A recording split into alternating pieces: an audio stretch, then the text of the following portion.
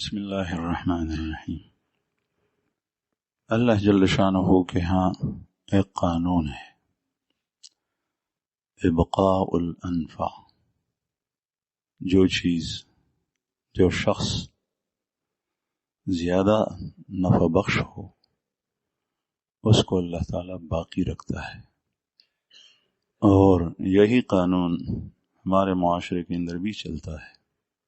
ہم چکی میں آٹا پیسنے کے لیے گندم صاف کرتے ہیں تو خاتون خانہ اس سے تنکا وغیرہ بھوسا وغیرہ گرا دیتی ہے، مٹی ہو ڈھیلا ہو چھوٹا یا بڑا اس کو ہٹاتی ہے، زمین پہ پھینکتی ہے اور گندم صاف کر کے اس کو چکی میں بیچتی ہے، اس کے آٹے سے روٹی بنائی جاتی ہے۔ نفع دینے والی چیز گندم کو باقی رکھا اور جو اس میں گند تھا اس کو پھینک دیا۔ تکوینی طور پہ اللہ جل شانہ کے ہاں یہ ضابطہ اس دنیا میں چلتا ہے، اور یہی ضابطہ اللہ تعالیٰ نے انسانوں کے اندر بھی رکھا ہے، انسانوں میں بھی یہی ضابطہ رکھا ہے۔ قرآن کریم میں اسی ضابطے کے لیے اللہ تعالیٰ نے مثال بیان کی ہے، دو مثالیں۔ ایک مثال اللہ تعالیٰ نے یہ بیان کی ہے، بارش ہوتی ہے تو پہاڑوں کے اوپر پانی برستا ہے، ندی نالے بہتے ہیں اور پھر ان میں جھاگ آتا ہے، اس کے پانی کے اوپر خس و خاشاک ہوتا ہے۔ جب پانی پہاڑ سے نیچے آتا ہے اترائی میں، پتھروں کے ساتھ لگتا ہے، رگڑے کاتا ہے تو اس پر جاگ آتا ہے۔ جس طریقے سے عورتیں خواتین گھروں کے اندر لسی بناتی ہے، چھاچھ بناتی ہے تو اس کے اوپر جاگ آتا ہے، لیکن وہ جاگ مکھن ہوتا ہے اور یہ جاگ بیکار چیز ہے پانی کے اوپر جو ہے۔ تو اللہ پاک نے یہ مثال بیان کی ہے کہ جو پانی ہے اس کے اوپر جاگ ہے، اور کبھی کبھی وہ جاگ ہم نے دیکھا ہے، چونکہ ہمارا دیہات دریا کے کنارے ہے، ہم صبح و شام نہاتے تھے دریا پہ اور یہ چیز دیکھتے تھے۔ کبھی وہ پانی اس کے اندر چھپ جاتا ہے، اتنی جاگ ہوتی، پھر کچھ دیر کے بعد وہ جاگ ختم ہو جاتی، پانی نکل آتا ہے۔ قرآن کریم میں اللہ پاک نے یہ مثال بیان کی۔ پانی جو انفع ہے للناس، لوگوں کے لیے نفع بخش ہے، پیتے ہیں، وضو کرتے ہیں، غسل کرتے ہیں، چائے اس سے بناتے ہیں، ہانڈی میں ڈال کر سالن پکایا جاتا ہے پانی میں، اور کپڑے دھوئے جاتے ہیں، برتن دھوئے جاتے ہیں، مختلف چیزوں میں پانی انتہائی ضروری چیز ہے، کام آتا ہے۔ یہ لوگوں کے لیے انفع چیز، اس کو اللہ تعالیٰ باقی رکھتا ہے اور جاگ ختم ہو جاتی۔ دوسری مثال اللہ پاک نے اسی کے ساتھ بیان کی ہے، وہ یہ کہ سونا وہ اپنی بھٹی میں ڈالتا ہے، اس میں آگ جلتی ہے، اس سونے کے اوپر کبھی میل جم جاتا ہے، وہ میل پانی سے بھی ختم نہیں ہوتا، اتنا سخت ہوتا ہے، لیکن جب اس کو آگ میں ڈالتے ہیں تو سونے کے اوپر، زیورات کے اوپر جو میل لگی ہوئی ہے وہ میل آگ کی وجہ سے جل جاتی ہے اور سونا خالص چمکتا ہوا نکل آتا ہے آگ میں۔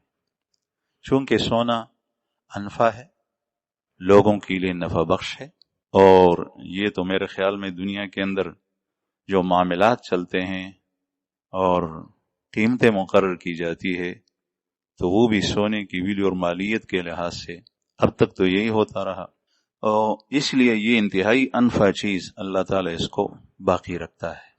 بہرحال میں عرض کر رہا تھا کہ اللہ تعالیٰ کا یہ قانون ہے کہ نفع دینے والی چیز اس کو اللہ جل شانہ باقی رکھتا ہے، اور جو نفع نہیں دیتی، مضر چیز ہے، اس کو اللہ جل شانہ ختم کر دیتا ہے۔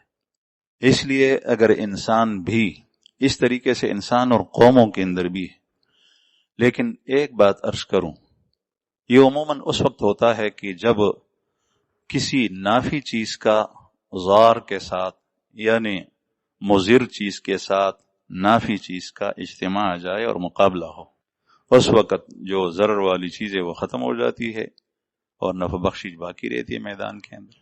حضرت موسیٰ علیہ السلام کے معجزے کے ظاہر ہونے سے پہلے فرعون کے ملک میں جادوگر تھے، بڑے ماہر، بڑے بڑے کام اس سے کراتا تھا۔ وہ رہتے تھے، پتہ نہیں کتنا زمانہ انہوں نے گزارا، جادو کرتے تھے، جادو سے لوگوں کو مسحور کرتے تھے، اپنی طرح متوجہ کرتے تھے، کام چلاتے تھے۔ لیکن جیسے ہی حضرت موسیٰ علیہ السلام کے دست پر، آپ کے ہاتھ پر اللہ تعالیٰ نے معجزہ ظاہر فرمایا کہ جب آپ نے لاٹھی میدان میں پھینکی تو وہ سام بن گیا۔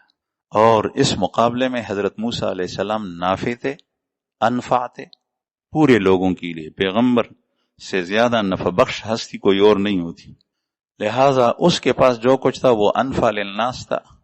اللہ جل شانہ نے اس کو باقی رکھا اور جادوگر سارے کے سارے ہار گئے، اور وہ سمجھ گئے کہ اس کے پیچھے کوئی قوت ہے، کوئی ذات ہے، اور حقیقت وہی ہے، ہمارے پاس ڈکوسلوں کے علاوہ اور کچھ نہیں۔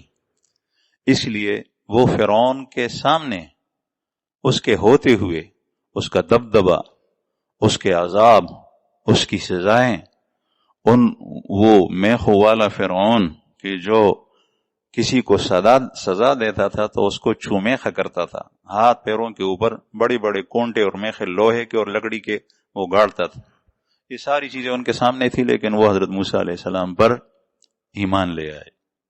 اور فرعون نے ان سے پوچھا بھی، تب بھی انہوں نے کہا کہ نہیں، بس ہم ایمان لے آئے۔ تو میں عرض کر رہا تھا کہ جو چیز زیادہ انفع ہوتی ہے اور جب خصوصاً وہ اس کے مقابلے میں، ضرر کے مقابلے میں آتی ہے، تو اللہ تعالیٰ نافع کو باقی رکھتا ہے۔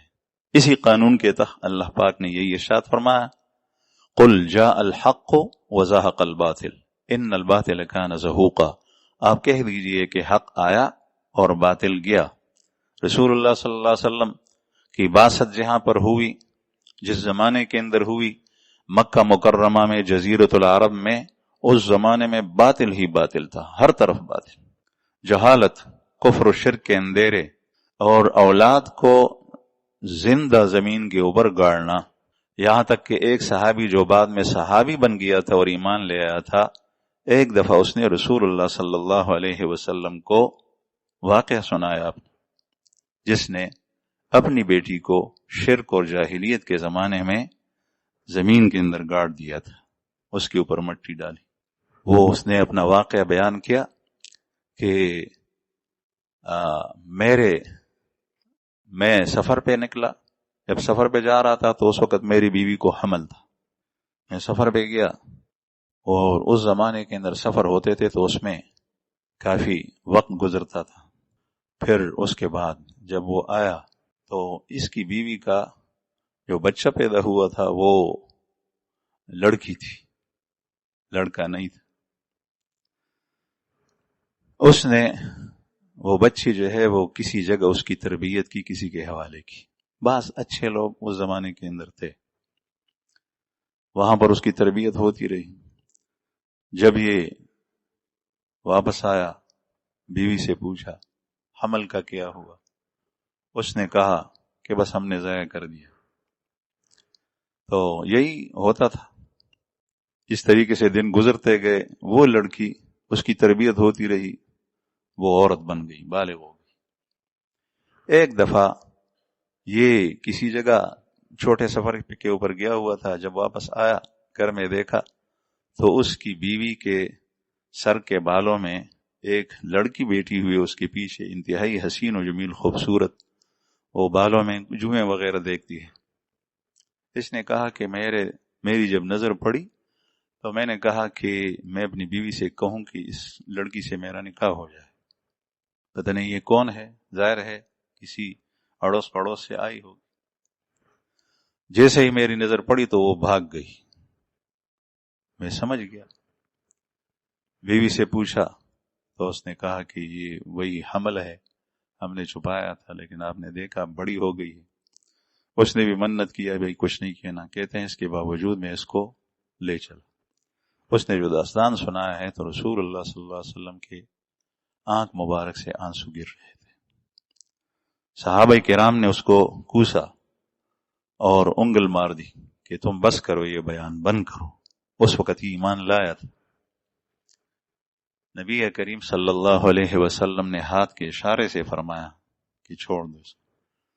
اور اس سے مقصد یہ تھا کہ اسلام نے آ کر لوگوں کے اوپر کتنا احسان کیا، کتنی قیمتی اولاد جو ماں باپ کی آنکھوں کی ٹھنڈک ہوتی ہے اس کو اپنی جگہ پہ رکھ. اور جب آدمی انتہائی غمگین باہر سے کسی معاملے کی وجہ سے گھر آتا ہے، اپنے چھوٹے بچوں کو دیکھتا ہے، بیٹے بیٹیاں پوتے پوتیاں ان کو دیکھتا ہے تو جی بہلاتا ہے، ان کے ساتھ خوش ہو جاتا ہے، وہ غم دور ہو جاتا ہے. لیکن وہ کہہ رہا تھا کہ میں اس کو لے گیا تو اس نے مجھے کہا کہ بابا جان مجھے آپ کہاں لے جاتے ہیں؟ تو میں نے کہا کہ تفریح کے لیے. پھر اس کے لیے گڑھا کھودا، پھر اس میں اس کو جو ہے وہ کھڑا کر دیا، پھر بول پتھر پھینکے، پھر اس کے بعد مٹی ڈالی. اس طریقے سے کہنے لگا کہ میں نے اس کو دفنایا. یہ نبی کریم صلی اللہ علیہ وسلم کی بعثت کے وقت یہ چیزیں ہوتی رہی. لیکن جب یہ سب کچھ ہوتا رہا کچھ نہیں ہوتا تھا. رسول اللہ صلی اللہ علیہ وسلم تشریف لائے، ایمان، کتاب اللہ، دین اسلام اور حق آیا اللہ جل شانہ کی طرف سے، تو یہ سارا کا سارا باطل جو ہے وہ ختم ہو گیا، مٹ گیا، پھر میدان سے بھاگا چلا گیا. اس طریقے سے اگر آدمی اپنے آپ کو انفع بنا دے، اپنی ذات کے لیے، اپنے گھر والوں کے لیے، لوگوں کے لیے، گاؤں کے لیے، ملک کے لیے، یہی اللہ تعالی انسان سے چاہتا ہے. اپنے آپ کو نفع بخش بناؤ. اس لیے انسان کے لیے قرآن کریم میں جو لفظ استعمال ہوا ہے ظالم کا کہ یہ ظلم کرتا ہے، تو سب سے پہلے وہ اپنے آپ پر ظلم کرنے والا اس کو کہا گیا ہے. انفسہم یظلمون، یہ اپنے آپ پر ظلم کرتے ہیں، ظالم ہے، اور ان کے ظلم کی سزا انہی کا نفس بھگتے گا. اس لیے سب سے پہلا جو نفع انسان کا پہنچتا ہے تو اس کی اپنی ذات کو پہنچتا ہے. پھر نفع کے اعتبار سے مختلف قسمیں ہیں. بعض لوگ نفع بخش ہوتے ہیں، بعض زیادہ ہوتے ہیں، بعض کم ہوتے ہیں، بعض مضر ہوتے ہیں. اس حوالے سے میں عرض کروں کہ سب سے زیادہ اعلیٰ انسان با کمال وہ اللہ جل شانہ کے ہاں وہ ہے کہ جو برے معاشرے اور برے ماحول کو وہ اچھا بنا دے، گندے ماحول کو جس میں معصیت ہی معصیت ہے، گناہ ہی گناہ ہے، ظلم ہی ظلم ہے، اس کو نیک بنا دے. یہ سب سے زیادہ قیمتی انسان ہے. یہ اتنا مضبوط ہے کہ برے ماحول کے اندر آ کر یہ خود متاثر بھی نہیں ہوا اور اس نے معاشرے کی اصلاح کی، اس کو بھی ٹھیک بنا دیا. انبیاء کرام جو آتے ہیں تو عموماً اس قسم کے معاشروں کے اندر آتے ہیں. رسول اللہ صلی اللہ علیہ وسلم جس وقت اپنے علاقے میں تشریف لائے تو وہ سارا کا سارا ماحول گندا تھا، بت پرستی، کفر و شرک. جس طریقے سے میں نے عرض کیا، آپ صلی اللہ علیہ وسلم کے آنے سے کتنی مشقتوں، تکالیف، مختلف قسم کی مصیبتیں سہ کر وہ ماحول آپ صلی اللہ علیہ وسلم کی وجہ سے اللہ تعالی نے اس کو تبدیل کر کے پاکیزہ بنا دیا. تو سب سے اعلیٰ مقام انسان کا یہ ہے، کمال یہ ہے کہ وہ کسی برے ماحول کو اچھا بنا دے. اچھا آدمی آتا ہے پھر وہ ماحول اچھا بناتا. دوسرے نمبر پہ وہ ہے کہ برے ماحول میں آ کر اس کو تو اچھا نہیں بنائے، لیکن کم از کم خود ہی اچھا ہے اور برے ماحول کی وجہ سے برا نہیں بنا. آج کل ایک اصول چلتا ہے اور یہ انٹرنیشنل سطح پہ، بین الاقوامی سطح پہ چلتا ہے کہ معاشرے کے ساتھ چل، سوسائٹی کے ساتھ چل، معاشرے کے ساتھ چلنا چاہیے. جس طریقے سے لوگ کرتے ہیں اسی طریقے سے کر لیا. لوگوں کا جو لباس ہے اسی طریقے سے لباس ہے. آج کل یہی فیشن ہے. تو اچھا تو نہیں رہتا، برا بن جاتا ہے، آدمی برا بن جاتا ہے. اس لیے کم از کم برے معاشرے کے اندر آ کر آدمی اچھا رہے. اس لیے رسول اللہ صلی اللہ علیہ وسلم نے ارشاد فرمایا انبیاء نے پوری کوشش کی لیکن اس کے باوجود نتیجہ مرتب کرنا وہ اللہ کا کام ہے.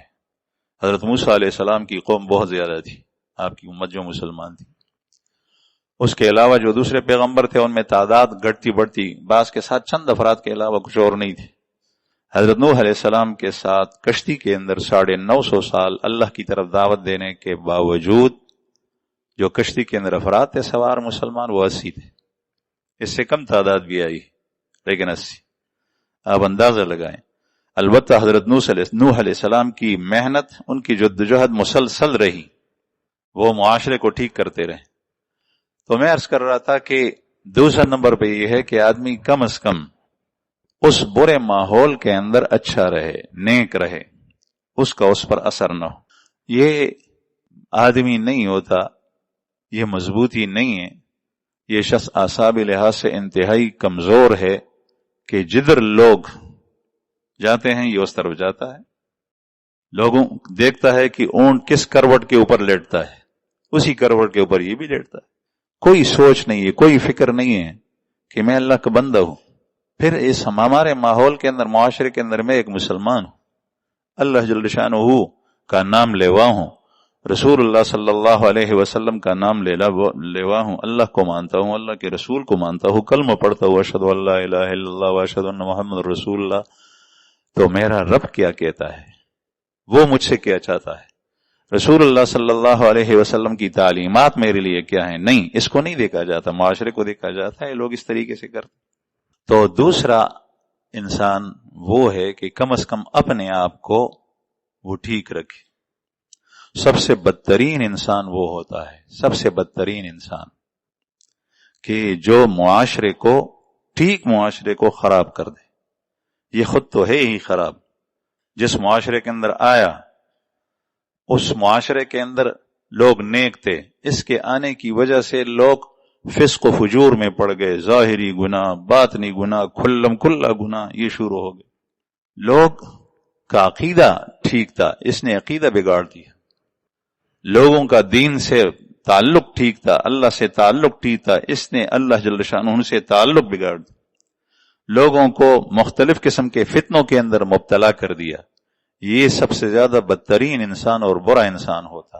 قرآن کریم میں اللہ پاک نے حضرت داؤد علیہ السلام کے زمانے کے بعض لوگوں کی حکایت بیان کی ہے، اور ظاہر ہے کہ قرآن کریم میں حکایت برائے حکایت نہیں ہوتی، قصہ برائے قصہ نہیں ہوتا، اس میں عبرتیں ہوتی ہیں. اور وہ آپ حضرات نے سنا ہے، سورہ بقرہ کے اندر بھی ہے، دوسری جگہ کے اندر بھی ہے. وَاسْأَلْهُمْ عَنِ الْقَرْيَةِ الَّتِي كَانَتْ حَاضِرَةَ الْبَحْرِ، آپ ان سے پوچھئے اس بستی والوں کے بارے میں جو سمندر کے کنارے تھی. اور مفسرین حضرات نے لکھا ہے کہ یہ حضرت داؤد علیہ السلام کا زمانہ تھا. بستی کے کنارے تھی. اللہ جل شانہ نے سنیچر کے دن، ہفتے کے دن ان کو شکار کرنا یہ ان پر منع کیا تھا. اس دن شکار مت کر. بظاہر یہ حکم بڑا نہیں لگتا، لیکن اللہ جل شانہ کا ہر حکم بڑا ہے. اس لیے بعض لوگ پوچھتے ہیں یہ چھوٹا گناہ ہے یا بڑا گناہ ہے، یہ فرض ہے یا سنت ہے. بعض لوگ نکیر کرتے ہیں سنت، تراویح نہیں، یہ چیز نہیں ہے، یہ نہیں ہے، یہ نہیں ہے. اس لیے علماء نے لکھا ہے کہ جو سنت اور مستحب اس طریقے سے ثابت ہو کہ جس کا ثبوت اتفاقی ہو، مثلا مسواک، اس کا مذاق اڑانے والا دین دار اسلام سے نکل جاتا ہے. در حقیقت یہ بظاہر ایک معمولی سی چیز ہے، لیکن یہ معمولی نہیں ہے، بلکہ اس شخص کا دل اتنا گندا ہے، اس کے اندر اتنا گن بھرا ہوا ہے کہ یہ رسول اللہ صلی اللہ علیہ وسلم کو کوئی اہمیت نہیں دیتا. اس سے ثابت چیز جو بالکل پکی طریقے سے ثابت ہے اس کا انکار کرتا ہے، تو اس کا دل گندا ہے. اس لیے علماء کرام نے فتاوی کی کتابوں کے اندر لکھا ہے کہ اگر کوئی شخص قرآن پاک کو اٹھا کر کوڑا کرکٹ پر پھینک دے والعیاذ باللہ، قرآن کریم اٹھائے، یہی قرآن جو ہمارے پاس ہے، تو وہ کافر ہو جاتا ہے. دائرہ اسلام سے نکل جاتا ہے. بظاہر یہ ایک حرکت ہے. بعض لوگ کہتے ہیں کہ بھئی یہ دین اتنا سخت ہے, یہ اتنا تشدد ہے, کوئی گنجائش نہیں ہے. آپ نے گنجائش کتنے عرصہ پہلے سے خراب کی ہے. وہ یہ کہ آپ کے دل کے اندر قرآن کریم کی عظمت نہیں ہے, قرآن کریم کا احترام نہیں ہے. آپ اپنے ایمان کو پرکھیں کسوٹی کے اوپر, تو آپ کا ایمان پہلے سے گیا گزرا ہے. اس کی وجہ یہ ہے کہ یہ پہلے دل کے اندر ارادے بنتے ہیں, جذبات بنتے ہیں, پھر اس کے بعد اس پر ظاہری ہاتھ پاؤں کام کرتے ہیں. آپ کے ہاتھوں نے جو قرآن پاک علیہ باللہ اٹھا کر پھینک دیا, تو اس کی وجہ یہ ہے کہ آپ کا دل پہلے سے گندا ہے. ہاں, چونکہ بچہ دیوانہ پاگل, اس کے دل میں کوئی ارادے اور جذبات نہیں ہوتے, وہ سمجھتا نہیں ہے, اس لیے وہ قابل مواخذہ نہیں. دیوانہ پاگل اور بچہ وہ نماز چھوڑ دے, قابل مواخذہ نہیں. تو میں عرض کر رہا تھا کہ حضرت داؤد علیہ السلام کے زمانے میں دریا کے کنارے یہ قوم رہتی تھی. اللہ تعالیٰ نے منع فرمایا کہ ہفتے کے دن مچھلیاں نہیں پکڑو, تو پیغمبر کے ذریعے سے یہ حکم ان کو سنایا گیا. انہوں نے ہیلے بنائے, اور ہیلے یہ بنائے کہ کسی طریقے سے مفسرین حضرات نے مختلف صورتیں لکھی ہیں, اس لیے قرآن کریم تفصیل نہیں بیان کرتا. قرآن کریم نقطوں کی بات بیان کرتا ہے. اس میں انہوں نے ہیلے بہانے بنائے. تو ہفتے کے دن مچھلیوں کو, ہفتے کے دن جب پابندی لگ گئی, تو اللہ جل شانہ تو غنی بادشاہ ہے, اس کو نہ ہماری عبادت کی ضرورت, نہ ہماری نماز کی ضرورت, نہ ہماری تلاوت کی ضرورت اور حاجت اس کو نہیں ہے. لیکن وہ خدا ہے, وہ معبود ہے, وہ خالق ہے, ہمارے اوپر اس کی بندگی لازم ہے, اس کا کوئی ذاتی فائدہ نہیں. ہم اللہ کی بندگی کرتے ہیں تو اس کا فائدہ ہمیں پہنچتا ہے. جس طریقے سے ہم جانور اللہ کے نام پہ ذبح کرتے ہیں تو حلال ہو جاتا ہے, لیکن گوشت ہم کھاتے ہیں, اللہ تعالیٰ کو کوئی فائدہ نہیں. قربانی کے جانور ذبح کرتے ہیں, گوشت ہم کھاتے ہیں. اس طریقے سے اللہ جل شانہ کو انسان کے کسی بھی عمل سے کوئی فائدہ نہیں. اللہ جل شانہ نے اس دن مچھلیوں کو حکم دیا, اور سب چیز اللہ کے حکم سے چلتی ہے. تو مچھلیاں پانی کی سطح کے اوپر ایسی آتی تھی کہ پانی نظر ہی نہیں آتا تھا, مچھلیاں ہی مچھلیاں. اس دیٹنگی دے چترشو چکل سڑے دا رشوت ډیری پیسې وي نی, دا رشوت ډیری پیسې ونی. موږ په سفر کې حضرت مفتی صاحب دامت برکاتهم العالیه سره ما ته هرګرو کیله راکا, هغه کیله د شاکور کې شي و غټه کیله خو پیکه خوږه نه وه, شیرینې چې ناسته هغه په دې سفر کې و. ما چې وکړه زرغونې مې وسکل نه پیکه و, نو ما مرګرو ته واپس ورکړه چې زما شوګر دی. رشوت میں تھوڑا مل جائے نہیں, رشوت حرام ہے, اور جب زیادہ مل جائے اب حرام کو نہیں دیکھتا. سود ہے, دوسری چیز ہے, جب زیادہ ہو اب کہتا ہے کہ کس طریقے سے میں اس کو لوں, مختلف طریقوں سے اس کو یوں کر کے جائز کر دیتا ہے. زکوٰۃ میں کروڑوں روپے کا مالک ہے, اس کے اوپر پیسے آتے ہیں, جب زیادہ بن گئے اب اس چیز پر بھی زکوٰۃ ادا کروں گا, یہ پلاٹ ہے تجارت کے لیے, لیکن اس پر بھی کروں گا تو میرے پاس بچے گا کیا, اور یہ تو ساری کی ساری زمین ختم ہو جائے گی. ہیلے بہانے کر کے کسی طریقے سے اپنے آپ سے زکوٰۃ کو ٹلا دیتا ہے, یہ اللہ تعالیٰ کو ٹھیک نہیں. اس لیے اللہ جل شانہ پھر اس وقت امتحان میں ڈالتا ہے. مچھلیاں بہت زیادہ آئی, انہوں نے اس کے لیے جو ہے وہ کڑے کھودے دریا کے کنارے, اور مچھلیاں کسی طریقے سے اس میں لائی, وہ چھوٹی چھوٹی نہروں کے ذریعے سے, پھر اس کو بند کر کے پھر اتوار کے دن پکڑتے تھے. ان سے کہا گیا کہ تم کیا کرتے ہو, تمہیں تو اللہ نے منع کیا. انہوں نے کہا کہ ہم ہفتے کے دن تو نہیں پکڑتے, ہم اتوار کے دن پکڑتے. وہ قوم 3 حصوں میں بٹ گئی. ایک یہ نافرمان تھے جنہوں نے اللہ کا حکم نہیں مانا, اور دوسرے منع کرنے والے تھے جنہوں نے منع کی. تیسرے وہ تھے کہ جنہوں نے منع کرنے سے والے کہا بھئی یہ لوگ مانتے نہیں ہیں, تم کیوں ان کو منع کرتے ہو. آج کل بھی اس قسم کے لوگ ہوتے ہیں. اللہ جل شانہ نے چونکہ انہوں نے کوئی کام نہیں کیا تھا, اس لیے اللہ پاک نے ان کا تذکرہ ہی نہیں کیا. لم تعظون قوما اللہ مہلکہم او معذبہم. انہوں نے کہا کہ آپ ایسے لوگوں کی کیوں نصیحت کرتے ہیں کہ اللہ جل شان ان کو ہلاک کرنے والا ہے. قالوا معذرۃ الی ربکم. انہوں نے کہا ہم اس لیے کرتے ہیں کہ ہمارا چونکہ ذمہ داری ہمارے اوپر اللہ تعالی نے ڈالی ہے، کل ہم قیامت کے اندر ہماری کم از کم گلو خلاصی تو ہو کہ یا اللہ ہم نے ان کو کہا تھا، منع کیا تھا. اس لیے قرآن کریم میں بھی اللہ پاک نے یہ ارشاد فرمایا ہے کہ کیا تم یہ سوچتے ہو کہ ہم تمہیں یاد دہانی نہیں کریں گے، بار بار نہیں کہیں گے، تمہیں نصیحت نہیں کریں گے، تمہیں احکام تمہارے سامنے بیان نہیں کریں گے. صفحا ان کنتم قوم مسرفین. ہم ذکر کو تم سے ہٹا دے، تمہیں کچھ نہ کہیں اس لیے کہ تم مسرفین حد سے بڑے ہوئے لوگوں نہیں. ہم کہتے رہیں گے، ہم کہتے رہیں گے کہ یہ حرام ہے یہ حلال ہے، یہ حرام ہے یہ حلال ہے. تو انہوں نے منع کیا. وہ تھے اعلی درجے کے لوگ.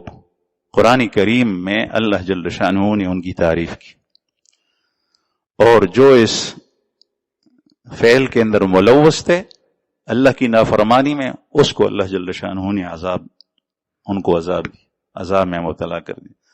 اور جو تیسری تھی جنہوں نے منع نہیں کیا، خود نہیں کر رہے تھے، چونکہ ان کا زیادہ بڑا کام نہیں تھا، اس لیے اللہ تعالیٰ نے خیر میں ان کا ذکر نہیں کیا. مفسرین کہتے ہیں کہ پتہ نہیں ان کا حشر کیا ہوا، واللہ عالم.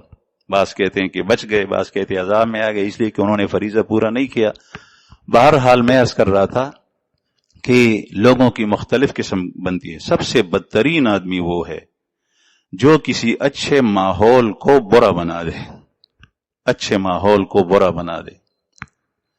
اور پھر یہ ہے کہ اچھے ماحول اس سے کم درجے کا ہے لیکن بد وہ بھی ہے، برا وہ بھی ہے کہ اچھے ماحول میں آ کر اس کے اندر کوئی تبدیلی نہ آئے. وہ برا ہی تھا اور برا ہی رہا. بعض لوگ ڈیٹ ہوتے ہیں لیکن برائی اور معصیت کے اوپر ڈیٹ ہوتے ہیں، ضدی ہوتے ہیں، ہٹ درم ہوتے ہیں، لیکن گناہوں کے اوپر، معصیت کے اوپر ہٹ درم ہوتے ہیں. استقامت نیکی کے اوپر ہونی چاہیے، فائدے کے اوپر ہونی چاہیے. کوئی شخص بھی ظاہری ضرر کے اوپر اپنے آپ کو روکتا نہیں. ہزار ہیلے اور مختلف قسم کے وہ دوڑ دھوپ کرتا ہے کہ میں کسی طریقے سے اس سے بچ جاؤں. آگ سے جلتا ہے نکل جاؤں، پانی سے ڈوبتا ہے نکل جاؤں. کون بدبخت ایسا ہوگا جو ان چیزوں کے اوپر جو ہے وہ اس میں کھڑا رہے گا خوشی سے.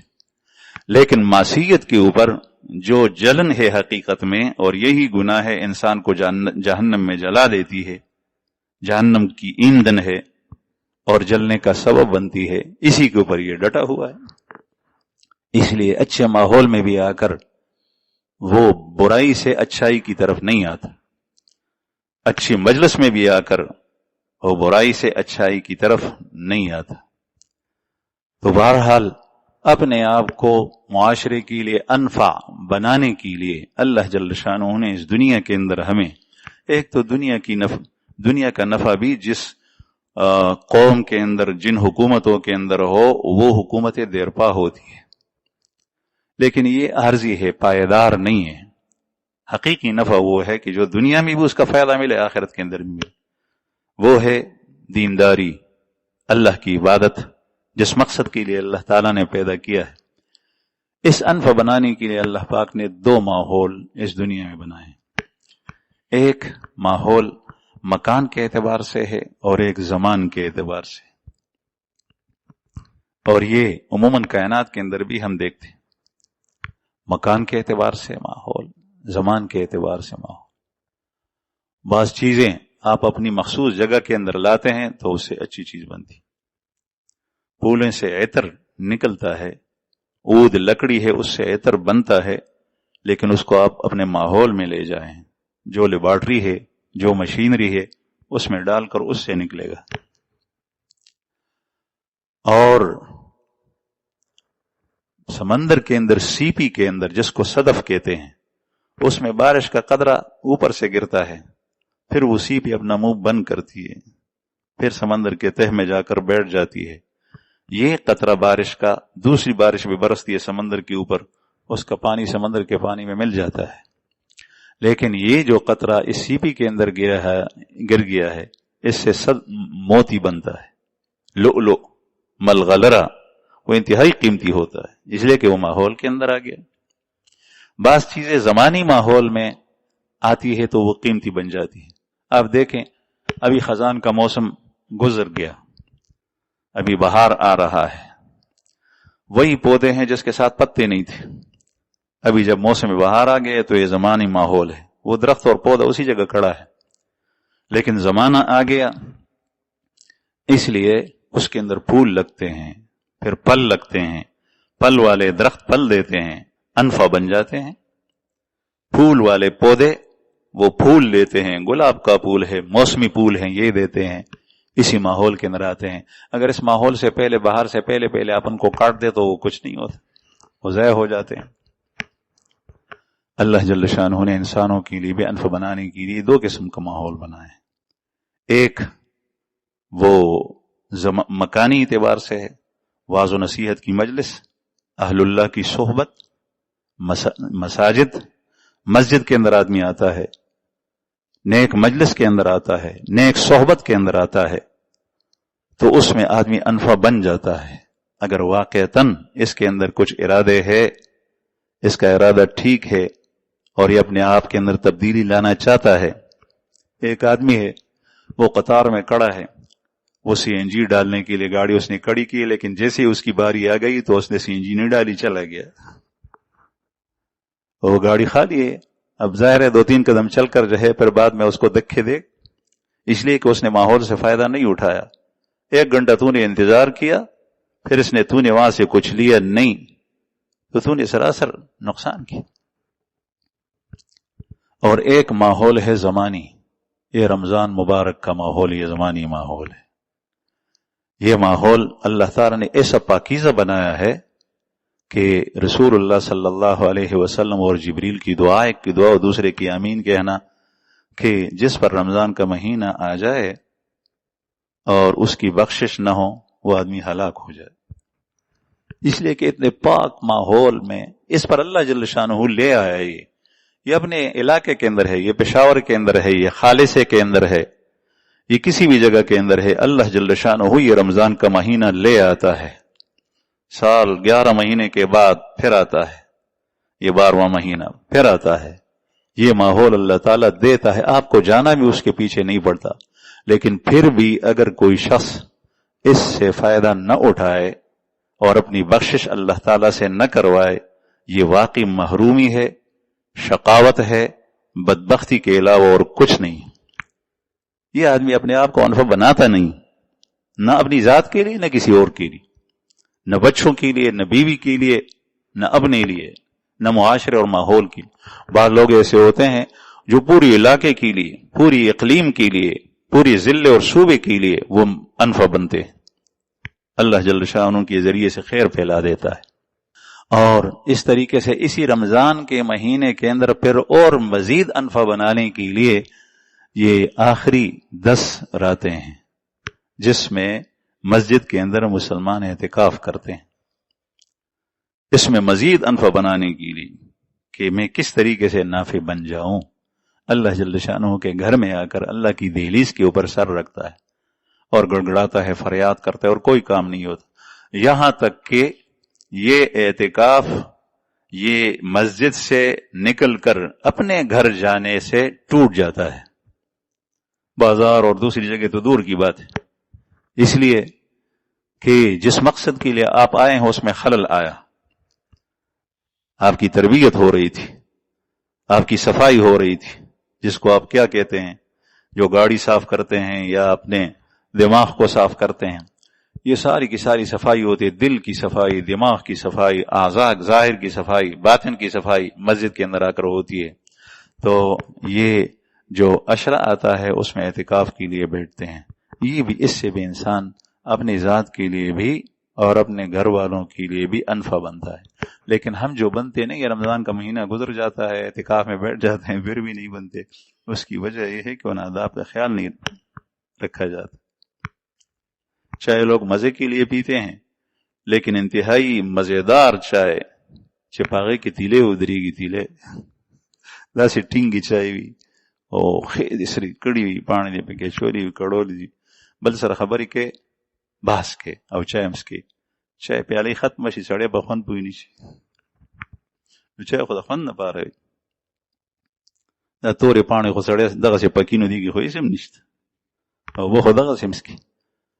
اس طریقے سے آپ اعتکاف میں بیٹھ کر آدمی اعتکاف سے آداب کا خیال نہ رکھتے ہوئے اسے فائدہ نہ اٹھائے تو فائدہ نہیں ہوگا. یہی فائدہ ہوگا کہ اجر و ثواب مل جائے، اس میں بھی کمی ہوگی. جس نے زیادہ آداب کا خیال رکھا اس کا ثواب زیادہ ہے، اور اس سے فائدے بھی آپ کو تب حاصل ہوں گے جس میں آداب کا خیال رکھا جائے. اللہ تعالی ہمیں ان دن راتوں سے زیادہ فائدہ اٹھانے کی توفیق عطا فرمائے.